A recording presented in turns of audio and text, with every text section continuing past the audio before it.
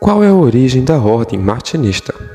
Sejam bem-vindos e bem-vindas ao canal Os Mestres do Passado, e hoje vamos dar continuidade à série de vídeos sobre a origem da Ordem Martinista. No primeiro vídeo nós abordamos os centros e ritos do Iluminismo que vão deixar esses herdeiros na Europa inteira, e no segundo vídeo nós falamos sobre como esses círculos estavam voltando a se intercomunicar.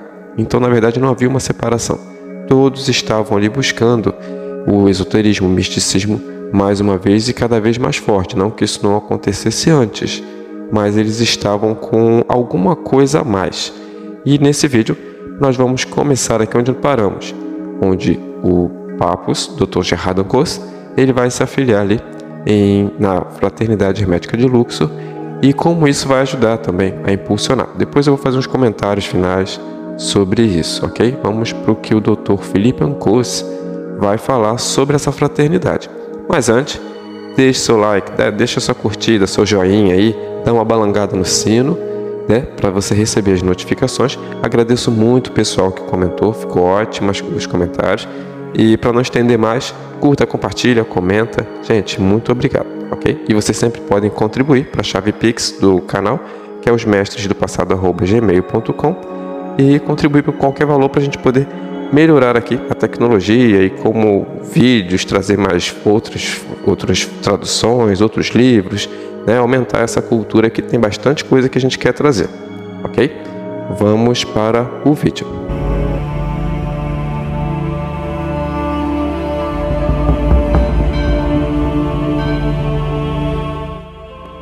Paramos em torno de 1885, onde tudo vai agora explodir. Vamos lá. Desde 85, o Papo já era também afiliado à Hermetic Brotherhood of Luxor. Vamos ver o que o Dr. Philippe Encausse, filho do Papus, fala sobre isso.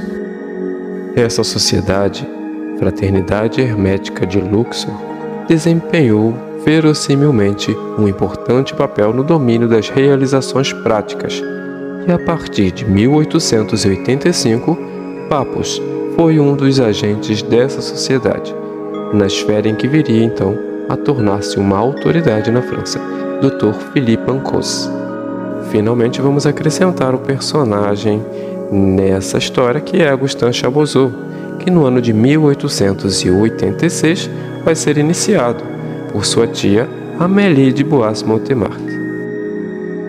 E este que o editor da revista L'Esprit, um discípulo de Kardec que frequentava aquele círculo da Condessa Marie de Quétenesse, que é Pierre Gaëtan Lemery, então marca o encontro entre o Dr. Gerhard Encausse, que ele já conhecia, com o Augustin Chabozeau, que ele já conhecia, que era amigo da família e sabia das buscas sobre o misticismo do Chabozeau. Logo, ele sugere que os dois rapazes se encontrem no café. Mas voltando um pouquinho, a gente vai aqui para o que o Dr. Gerhard Encausse afirma no livro dele sobre o martinismo. As primeiras iniciações pessoais, sem outro ritual que essa transmissão oral de 2 letras e 2 pontos que ele havia recebido de Delage, tiveram lugar entre 1884 e 1885, na rua Rochechouart, em Paris. De lá passaram então a rua Strasbourg, onde os primeiros grupos foram criados. A primeira loja foi constituída na rua Pigalle, onde Arthur Arnaud foi iniciado. Essa loja em seguida foi transferida para um apartamento na rua Tour d'Auvergne, onde as reuniões de iniciação foram frequentemente frutuosas sobre o ponto de vista intelectual. Os cadernos martinistas vão surgir entre 1887 e 1890. Quem está falando é o Dr. Papus. Entenderam que antes do Chabozeau ser iniciado e antes dele conhecer o Papus, todo esse martinismo já estava acontecendo. E o Dr. Papus continua falando que as primeiras lojas martinistas que funcionaram então entre 87 e 89 em Montmartre era sob a égide de Poirel, que era um fotógrafo, e tendo entre seus iniciadores também Guaitá e Péladan. Esse Georges Poirel, ele também vai participar de todas as revistas e o nome dele vai ficar ali, mas até hoje ainda é um mistério por que ele está ali e por que essas iniciações eram feitas sob a égide de Poirel. Fica a sugestão de pesquisa para os pesquisadores do futuro, ou se alguém tiver alguma informação, pode mandar, que a gente faz um vídeo. Então, como falamos na biografia do Charles Barlet, em 87 o Papus vai conhecer Charles Barlet ali na loja da Sociedade Teosófica, naqueles círculos ali da Condessa, Mary de Caithness, e Charles Barlet já era representante da Fraternidade Hermética de Luxor e membro também da Sociedade Teosófica. E Papus já tinha contato com Peter Davison desde antes, como o Philip Ancosse falou. Está tudo juntando aqui, né? O que era então a Hermetic Brotherhood of Luxor, essa Fraternidade Hermética de Luxor? Ela tinha como objetivo principal o estabelecimento de centros externos no Ocidente que ressuscitassem os ritos das antigas iniciações. Então ela patrocinava para que fossem criados círculos externos, para ela ser um círculo interno, assim como os fundadores da Golden Dawn eram membros dela, os fundadores da Ordo Templis Oriente, né, o Dr. Franz Hartmann com o grupo dele de Rosa Cruzes, e o Papus também. Então, todos esses países, inclusive a Madame Blavatsky, mas ela foi expulsa em 1885.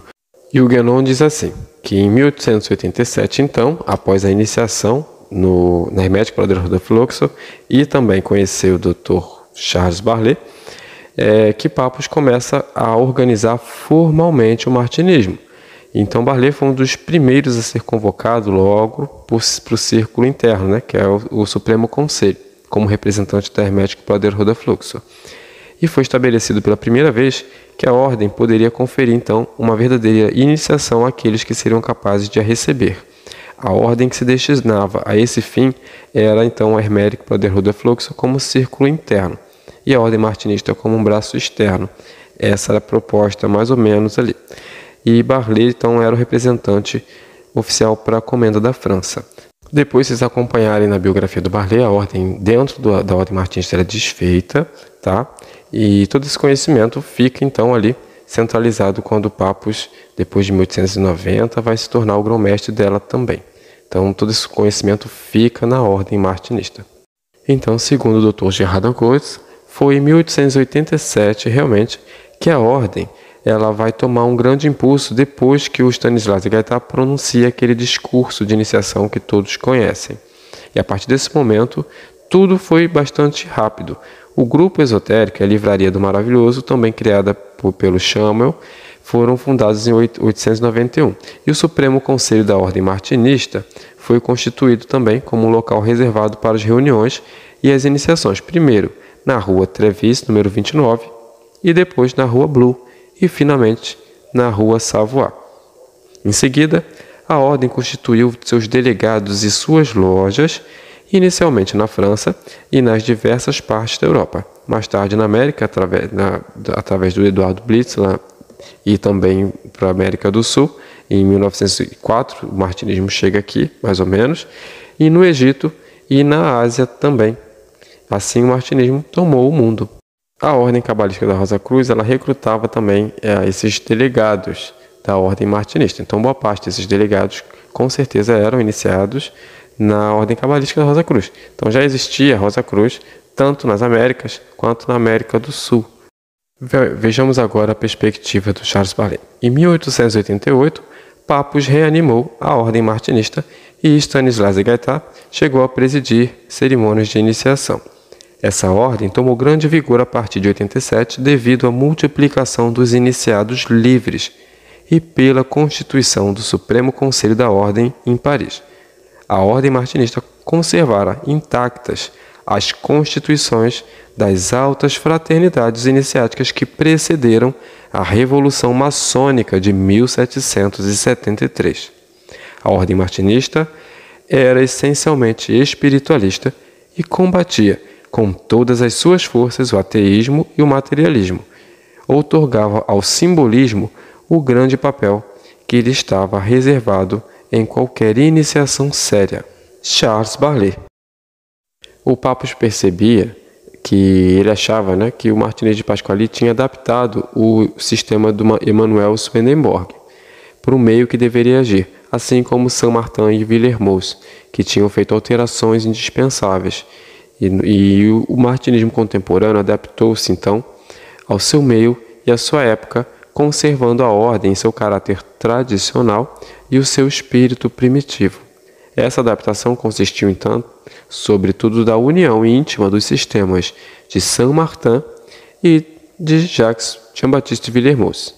Os iniciadores livres criaram, então, discretamente outros iniciadores e desenvolveram a tradição pela ação individual. Assim caracterizava o sistema de Saint-Martin.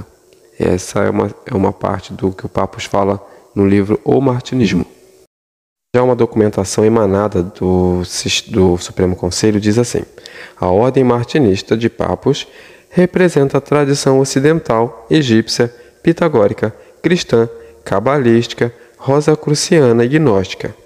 Estudar a tradição ocidental em geral e a fé cristã esotérica em particular, sob a égide do filósofo desconhecido, tal era o plano dos seus trabalhos.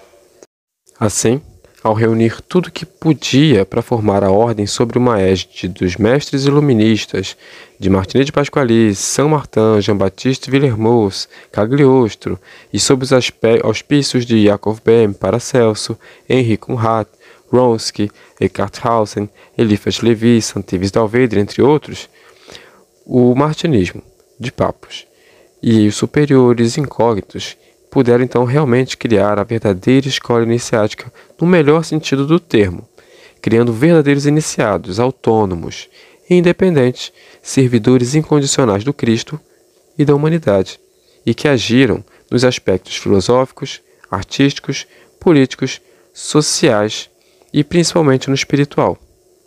Papus e os membros do conselho eram totalmente contra qualquer juramento absoluto que pedisse ao iniciado a abstração da sua razão, da sua intuição ou da sua ética pessoal. O martinismo tornou-se, assim, uma escola de libertação, como Saint-Martin propunha essencialmente. Nunca foi objetivo ter uma uniformidade de pensamento, e senão era uma unificação para gerar uma ordem e uma harmonia.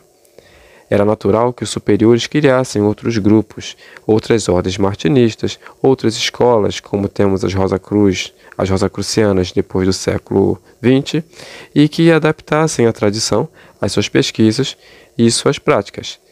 Entretanto, o objetivo do martinismo sempre foi libertar.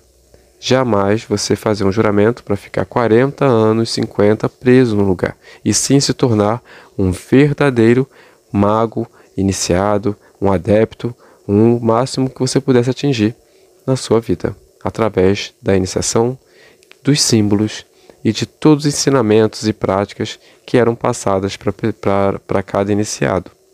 E para finalizar, eu gostaria de ressaltar aqui, que eu deixei para o final, os recados, que a Hermetic Brotherhood of Luxor, ela foi absorvida dentro de alguns círculos de outras escolas. Toda essa academia que o martinismo formou naquele momento, o que era bom, eles pegaram, preservaram. Alguns criaram 7 graus, depois 3, voltaram para 3. Então, toda essa academia ela ficou preservada nessa instituição do martinismo, ainda que cada livre iniciador, escola, ordem, tenha a sua liberdade, assim como cada iniciado. Mas o que dava certo, o pessoal foi acertando, foi absorvendo. O que não deu muito certo, o pessoal foi tirando e adaptando. Tá? Isso não ficou cristalizado. Eu queria deixar esse recado final, até para hoje a gente não poder ficar julgando o que é certo, o que é errado na escola de um e de outro. Isso aí não cabe a nós. E espero que vocês tenham entendido que a origem da ordem martinista é muito mais complexa, e ainda que a gente vai ler ainda alguns artigos, por exemplo, em inglês, que dizem que a Lechose, o agente incógnito, diz que a tradição começa com Faneg, começa com Noé, após Adão. Eu quis trazer a parte histórica, tá?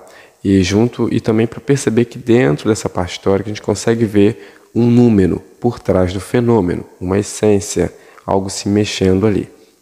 Antes de pular para uma especulação que acho que nem seria necessária para uma rede social, ok? Antes que as críticas também venham, tá bom? E até o nosso próximo vídeo. Curta, compartilha, comenta aí, deixa o comentário, deixa a crítica, deixa a sugestão. Um forte abraço a todos.